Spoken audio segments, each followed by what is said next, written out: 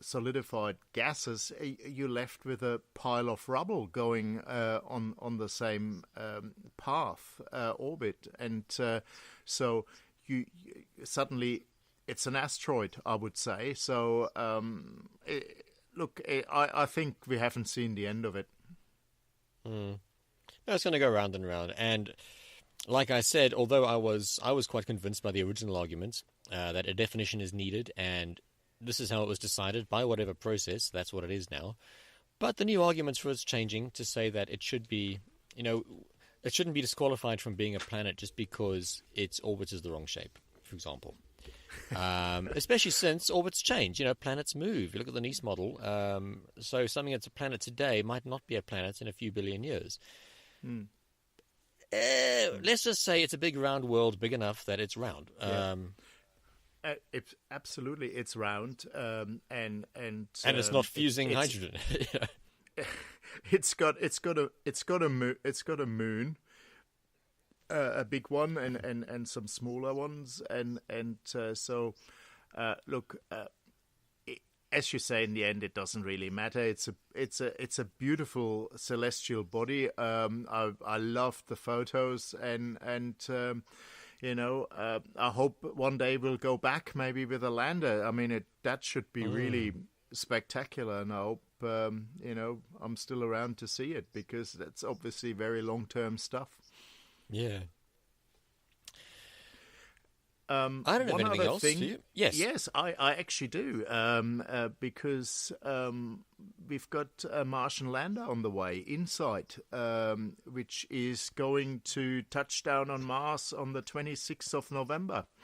And it will be in Elysium Planitia, and our friends from the other podcast in the UK, Awesome Astronomy, they might want to open the door and have a look for it if they can see it, because they claim to do their broadcast from a bunker in Mars. So on Mars. So let's see.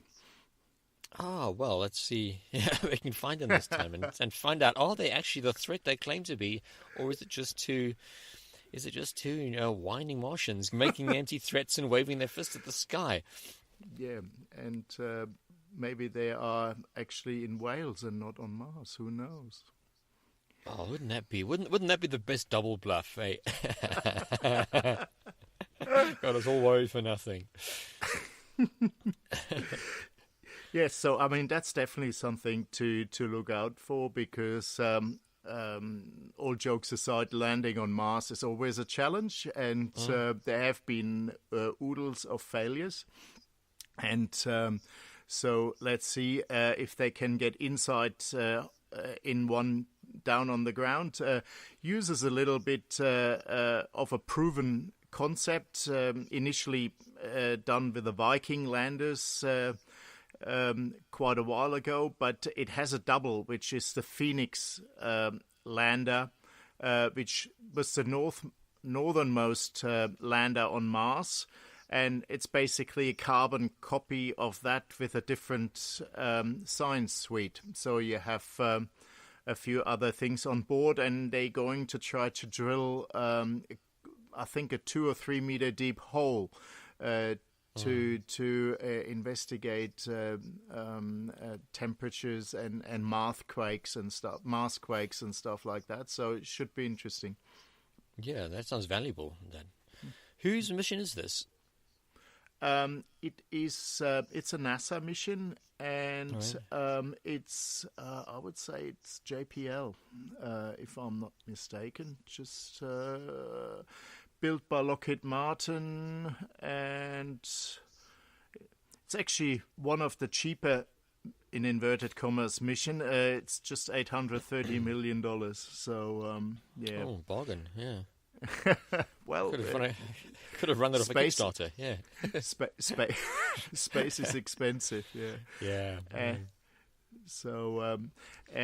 But it's stationary, so it's not a rover like Curiosity or Spirit and Opportunity. It's once it's down, it sits there, and I wish him the best of luck, because it's not easy to land on Mars. No, it's not. Okay. Well, I see my battery is starting to run low, so do you have much more to get through?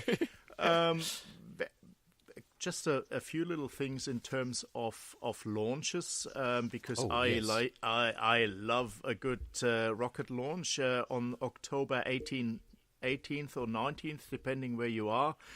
You've got an Ariane 5 with the European Bepi Colombo mission to Mercury. So that's a joint ESA Japanese Space Agency mission. It's got 2 spacecraft on board, definitely worthwhile having a look at. And we have, for the Southern Hemisphere, another try from Rocket Lab with their Electron rocket on when is that? Sometime in November.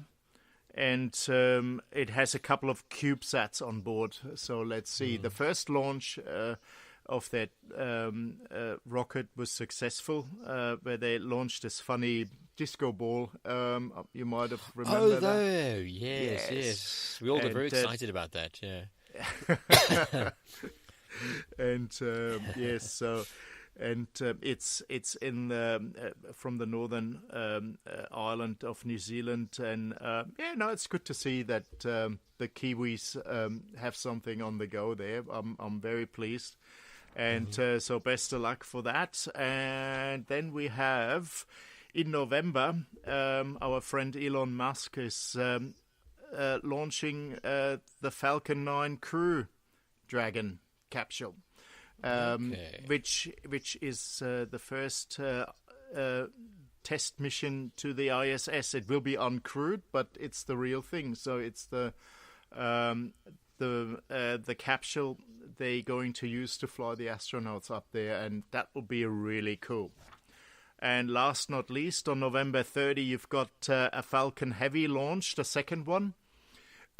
This time without Tesla, but with some proper satellites on board, and one of them, our friends from the Planetary Society, will be holding their breath. It's their little LightSail 2 satellite, where they're going to prove their LightSail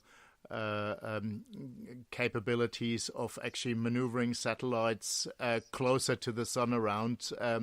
With a sail on the solar wind. So that should be pretty cool. We should actually, next time we should do a chat about how light sails work. How do you use them? How do you navigate with them? Because I think I have an idea, but I'm going to have to do my homework before I can talk about it properly. Yeah, maybe we should rope someone in who's actually who has some experience from maybe someone from the Planetary Society, like Bruce Betts, who is the project manager there. So that would be cool. All right, there we go. Homework set up to I'll get that lined up. Alrighty. So for the first time, I hope there's not too many ums and ahs in it, and well, let's see. And I'd appreciate some feedback too. So from the listeners. So good or bad, and what we can improve. I'd like to know. Yeah, absolutely. And what Clem said. A bit of feedback is really what makes a podcast live or die. Hearing from you guys, letting us know what you liked hearing, what we should do more of, and what we should do less of. You can follow us both on social media. I am at Astronomer. And Clem, what's your handle again? At the top of my head. I have these things saved, so I don't have to remember them. So you got me now. It's at Clemens Unger. So it's CLEMENSUNGER. So at Clemens Unger, and you can find me on Twitter. I'm on Facebook as well, but you can send me a friend request. But I think Twitter these days seems the way to go. Facebook is a bit too swamped with other things, I think.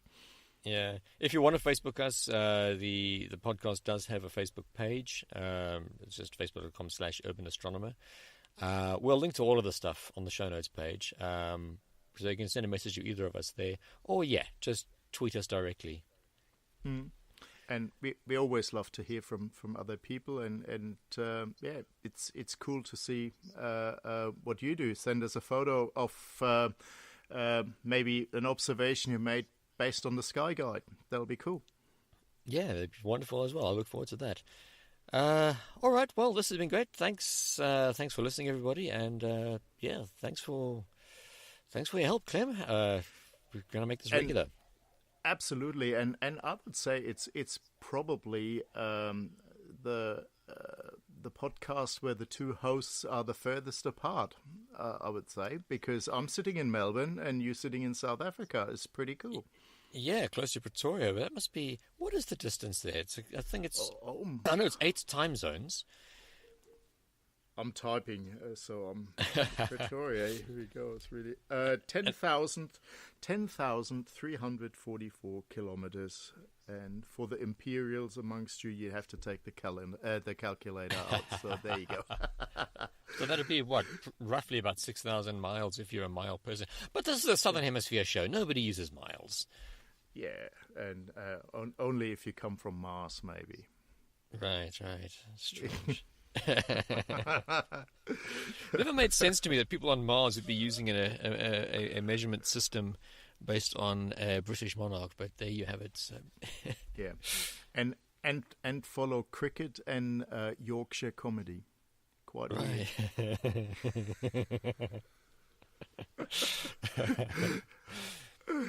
All right, cool. There's got to be a connection. Anyway, thanks for listening, guys. It's time for us to end this now. See you. Bye-bye. Bye.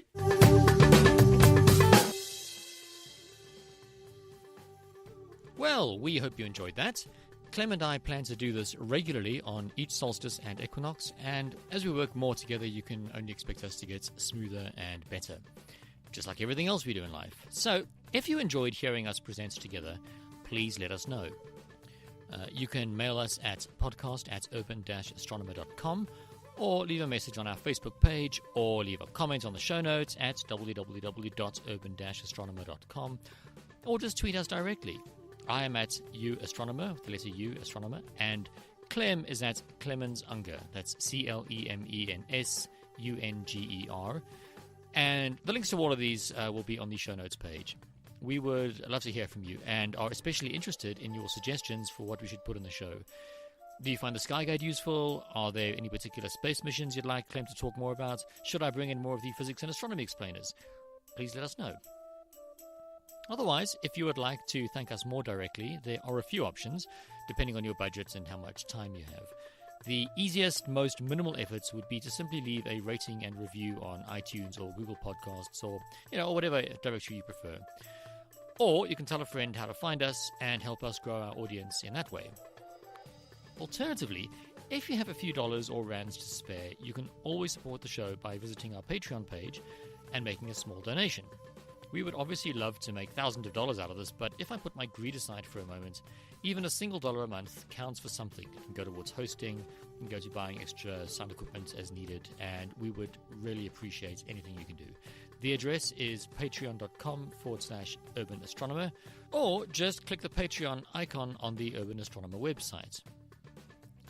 Now, the next episode will feature an interview with South African astronomer Itumeleng Monageng, who I interviewed back in August. I will also be continuing our story of the life cycle of a star from diffuse cloud of gas to supernova, so be sure to subscribe on your favorite podcast software using the links on the Urban Astronomer website at www.urban-astronomer.com, and you'll be able to listen to it the moment it drops. Until that moment then, I hope you enjoyed the show, and I hope that you have clear skies. Cheers!